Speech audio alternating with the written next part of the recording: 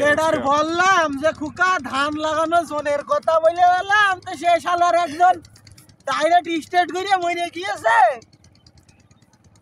তো সে শালারা আবার সত্তার পুঁততে গিয়েছে, ছেলের মারও ঠাপাই। কি যে করি এখন, একা একা কি করে ভুই লাগাবো। ও চাচা কি করছে গো?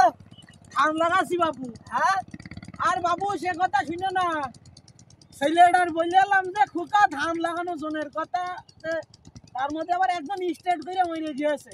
আর কি হইলো? স্টেট করে মরে গিয়েছে।